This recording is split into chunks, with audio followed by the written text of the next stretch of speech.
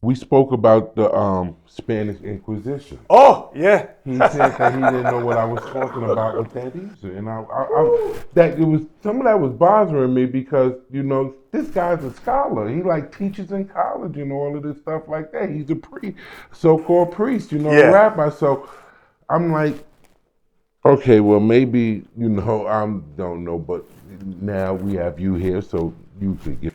Yes, he said, one of the statements he made, he said, what did he say? He said, nobody in Spain ever saw Yes. a black person. Exactly, in 1368. Yes. And I'm like, how could he make a comment like that? Right. Watch what Paul, we just read that Paul looked like an Egyptian, right? Yes. Watch what Romans 15:24 says. Romans chapter 15 and verse 24. Whensoever I take my journey into Spain, I will come to you, for I trust to see you in my journey. So not only was Paul a black man going to Spain, there were many Israelites in Spain. That was good. So I'm like, he's not a scholar. They manipulate and lie with everything. That's what they do. Yeah. And even if they say the Moors ruled over Spain. Yes, they were all black. Exactly, The word yeah. Moor means black. So when he said nobody ever saw a black person in Spain, I'm like, oh my gosh. Yeah. Hey, there's a book called Early Spanish Manuscript Illumination. That's the title, by John Williams. They show you all the black archaeology of Jesus being black, the angels being black. Because I got the book at home. It's all black in the book. J.A. Rogers wrote Nature Knows No Color Lines. In that book, he writes the Jews of Spain are all black. So I'm like, this guy Moshe's he's just a liar. Yeah. Lie after lie after lie.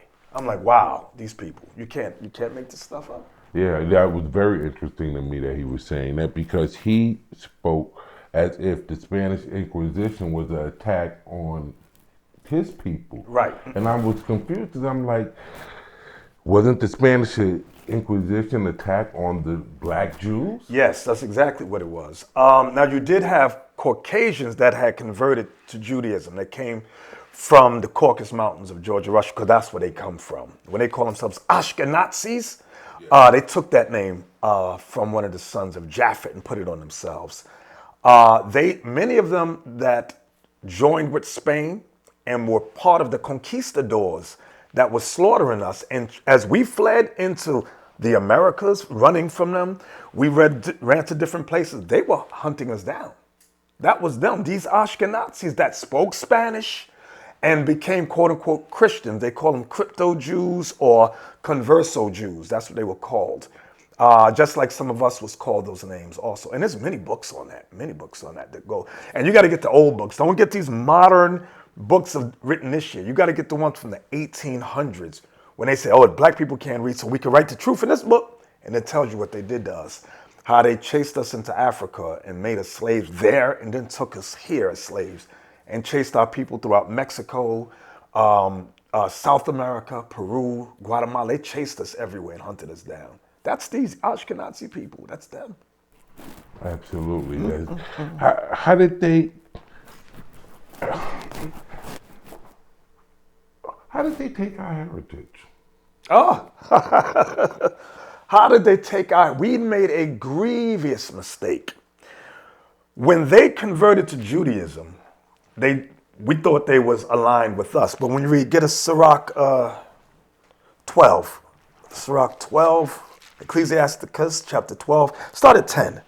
The book of Sirach, or Ecclesiasticus, chapter 12 and verse 10. Never trust thine enemy, for like as iron rusteth, so is his wickedness. Right? Though he humble himself and go crouching, yet take good heed and beware of him. And thou shalt be unto him as if thou hadst white a looking glass. And thou shalt know that his rust have not been altogether wiped away. Meaning his wickedness will stay with him. Now here's the point, verse 12. Set him not by thee, lest when he hath overthrown thee, he stand up in thy place. Stand up in your place, right? Neither let him sit at thy right hand, lest he seek to take thy seat. And that's what they did. Go ahead. And thou at the last remember my words, and be pricked therewith. There's a movie that Lawrence Fishburne starred in. He played a Moor. Anybody remember the name of that movie with Lawrence Fishburne? He was the last Moor in Spain. Othello, thank you. In that movie, all his European friends were plotting to kill him. He was the last Moor in Spain. And that was historic. When they was wiping us out, Othello was like a story about the last Moor, the last black man, the last black Jew who was Muslim, followed Islam, and they were getting us out of there. They took over. And Pope Nicholas V in 1441, 42, somewhere around there, he issued the papal bull which allowed the transatlantic slave trade. They the ones that started that, the popes. And what's his name again? Pope Nicholas V. Pope Nicholas V. Followed behind him, you had Pope Alexander VI. His son is the one that named Caesar, the one that was painted as the white Jesus that people pray to today. So that was during the transatlantic slave trade. And this is how they took our seat. They murdered us, slaughtered us, and this is why they made it illegal for us to read and write. It was easier for them to take our place. 400 years of us being illiterate, not knowing our history or nothing, it was easy for them to take our place in society and say that they are the Jewish people, they are the Jews. And now we grew up as Negroes, African Americans, and we go, oh, those are the Jews. No, God says no. Get that in Job 9:24. Watch what Christ said through Job. The book of Job, chapter 9 and verse 24. The earth is given into the hand of the wicked. The earth is given into the hand of the wicked. He covereth the faces of the judges thereof. See that part? He covers the faces of the judges thereof. The judges of the earth are God, Christ, the angels, and the Israelites. How did they cover our faces? They made everybody European. They covered our faces. So now, when we think of Jesus, who was a Jew, we say white man. We think of God, we think white man. Angel, white man. Israelites, white people. That's what it means. Go ahead. If not, where and who is he? Now, why do you ask that question? If not, where and who is he? Because some of our people don't believe that. No, the white man could never do that wicked. No, no, no. So God says, okay. If he didn't do it, then who did? Who did it then?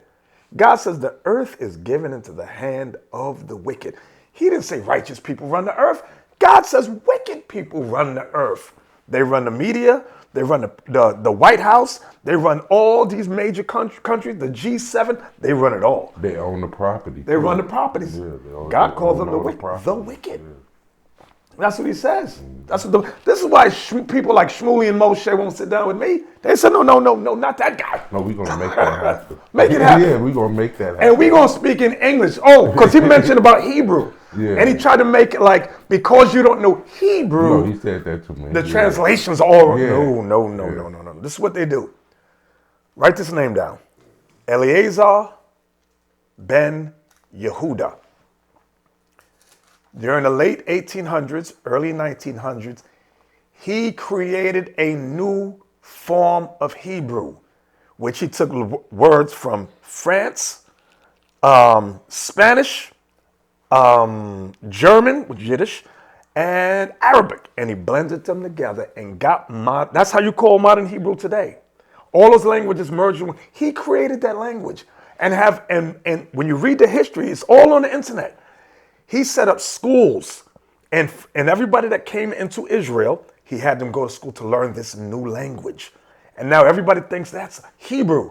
No, Hebrew's been, the original Paleo Hebrew has been extinct for centuries. Yeah, that's why look at Zephaniah. I'm going to show you what God says about that language. The true language. Zephaniah 3, 8, and 9. The book of Zephaniah, chapter 3 and verse 8.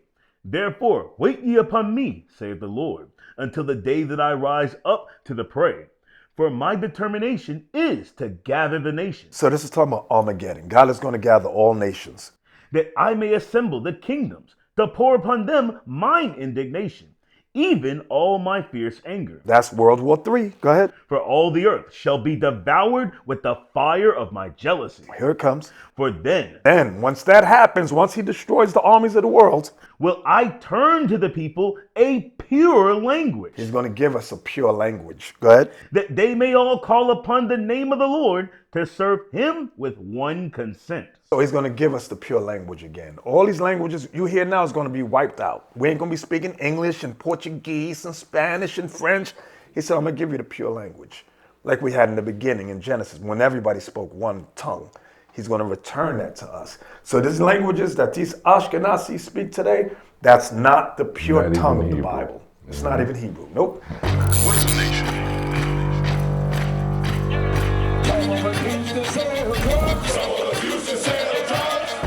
Nation is men leading by example.